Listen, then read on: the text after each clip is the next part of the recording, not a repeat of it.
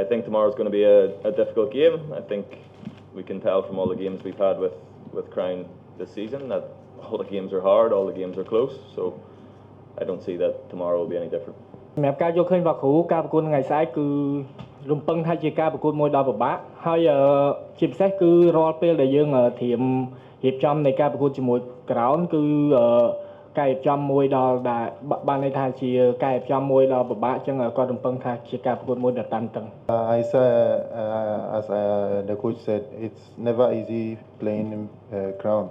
even at home or international so I think it's going to be a difficult game but we are fully prepared for everything ការយកឃើញប្រកខ្វាមីក៏មិនសូវជាខុសគ្នាដូចជាគ្រូដែរគឺការលេងជាមួយទៅនឹងភ្នំពេញក្រោនទាំងការប្រកួតក្នុងស្រុកក៏ដូចជាការប្រកួតអន្តរជាតិគឺសិតតែជាការប្រកួតដល់តានតឹងប៉ុន្តែយើងនឹងត្រៀមខ្លួនឲ្យបានល្អនិងរួចរាល់សម្រាប់ការប្រកួតមួយនេះ I think from the previous games what the biggest difference will be the players on the field. Obviously they have felt the need to recruit extra foreign players, which they have done.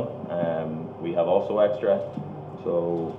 yeah, I think that's only the real big difference. But in terms of how the game will go, I don't think it will be too dissimilar to the previous games. I just think the 11 players on the pitch will be the biggest. អ្វីដែលគាត់យល់ឃើញថាភាពខុសប្លែកគ្នាពីការប្រកួតកន្លងមកជាមួយទៅនឹងការប្រកួតអន្តរជាតិនេះគឺពាក់ព័ន្ធទៅនឹងចំនួនកីឡាករបរទេសនៅលើទីលានហើយសម្រាប់ខាងភ្នំពេញក្រោនក៏មានការបន្ថែមកីឡាករបរទេសមួយចំនួនយើងក៏មានការបន្ថែមមួយចំនួនដែរប៉ុន្តែបើតាមរយៈនៃរបៀបនៃការប្រកួតគឺគាត់យល់ឃើញថាមិនសូវជាខុសប្លែកគ្នាណាស់ណា Okay about the new players of Crown there's nothing to worry about because they are all footballers like us and I don't know nothing personal about them but in this world there's something called video analyst so we have some videos about them to watch how they play and so as I said we are fully prepared for them គាត់មិនសូវជាបារម្ភណាស់ណាចំពោះកីឡាករថ្មីប្រភ្នំពេញក្រោនព្រោះសិតតែជាកីឡាករបាល់ទាត់ដូចគ្នាអ្វីដែលពួកយើងបានទទួលបានពីកីឡាករថ្មីតាមរយៈការវិភាគវីដេអូមួយចំនួនដែលយើងទទួលបានហើយយើងក៏បានរៀបចំយ៉ាងពេញលេញសម្រាប់ការប្រកួតមួយនេះ No, not really. I think we just want to be better every day. We want to be better with every game. And the best way to measure that is how you perform in these types of games, how you perform against teams from other countries and international competitions. So, no, it's the same thing again always. Can we show our best and can we show our development as a team over this season and previous seasons? សម្រាប់គាត់បានន័យថាមួយវិញទៀតគឺ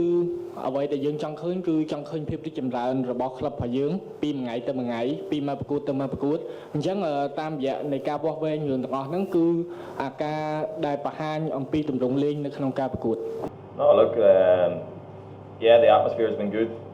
in all the games. Obviously, I remember the last time we played this game in Olympic was the Hun Sen Cup final. If I'm right, well, there was the Super Cup, but then the Hun Sen Cup final before, and I think hopefully it'll be similar atmosphere again. It definitely adds to everything. It adds to the players, it pushes them more, and anything that can do that is good for me. So I hope all the fans, and especially our fans, are loud and support us like they do every week, and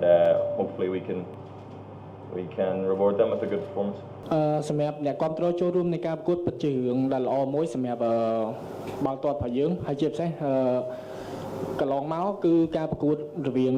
ប្រកាន់ទីស្វាយរៀងជាមួយទៅនឹងភ្នំពេញក្រោនដូចជាការប្រកួតហ៊ុនសែនខាប់ការពីលើកមុននៅកីឡាដ្ឋានអូឡ িম্প ិកហើយនឹងការប្រកួត Super Cup អីហ្នឹងគឺសិតតែចំនួនអ្នកគ្រប់គ្រងចូលរួមច្រើនអញ្ចឹងសម្រាប់ការចូលរួមរបស់ពួកគាត់ហ្នឹងក៏ជាផ្នែកមួយនៃការជំរុញទឹកចិត្តកីឡាកររបស់យើងហើយសង្ឃឹមថានៅក្នុងការប្រកួតនេះគឺពួកគាត់អាចចូលរួមច្រើនកកវាជារឿងល្អសម្រាប់ក្រុមរបស់យើងហើយជាពិសេសគឺអ្នកគ្រប់គ្រងរបស់ប្រកាន់ទីស្វាយរៀងរបស់យើងសង្ឃឹមថាពួកគាត់មកជួយគ្រប់គ្រងនិងស្រែកលើកទឹកចិត្តឲ្យបានលឺវាដូចតែពួកគាត់ធ្វើជារៀងរាល់សប្តាហ៍អញ្ចឹង No, just that everybody's fit. Chinarek had surgery during the week on his knee, so he'll start his rehab process over the next week. But other than that, everybody's fit, everybody's ready. សម្រាប់កីឡាកររបស់យើងក្រៅពីចិនរយៈគឺកីឡាករផ្សេងទៀតគឺសិតតែត្រៀមខ្លួនរួចរាល់សម្រាប់ការប្រកួតដោយសារចិនរយៈគាត់មានការលពោះហើយនឹងគាត់ទើបតែធ្វើការវះកាត់ការពីសប្តាហ៍មុនហើយគាត់នឹងចាប់ផ្ដើមហ្វឹកហាត់ស្ដារកាយសម្បទាមកវិញនៅសប្តាហ៍បន្ទាប់